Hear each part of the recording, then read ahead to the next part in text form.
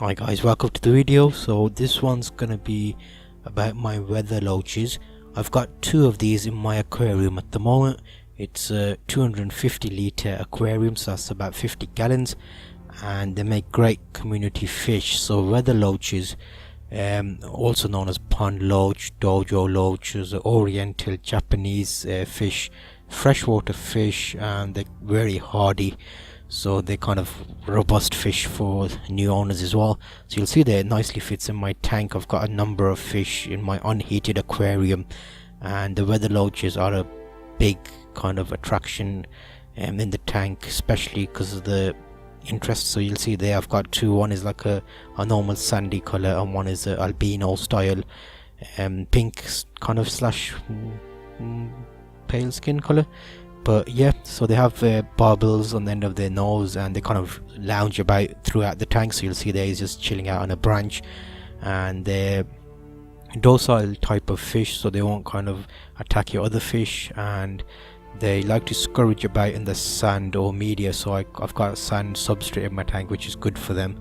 And in terms of feeding, you want sinking pellets for them, because they're kind of bottom dwellers, you could say. They do come up to the top at times as well for the fish flakes and things.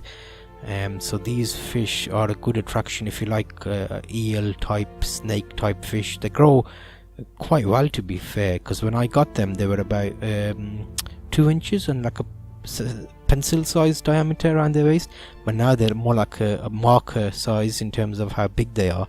The sandy one that's eating now, this one's grown a lot quicker and faster than my other one, because I've had him a longer time. I've had them for about 2 years. I've seen some YouTube videos where they're actually massive, as in they get really thick.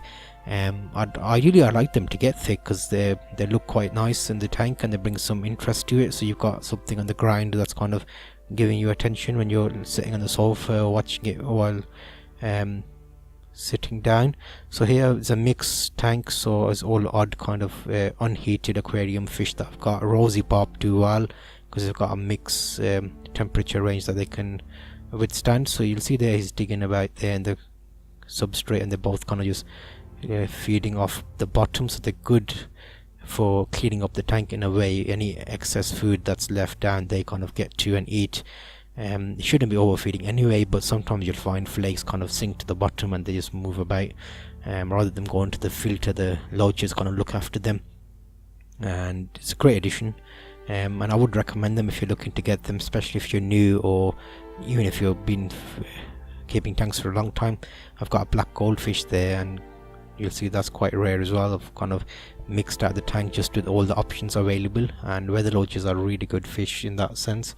So hopefully this gives you an idea of the types of fish you can keep in an unheated aquarium: rosy bobs, goldfish, weather loach, danios, minnows, all types of fish. So watch out for my other videos.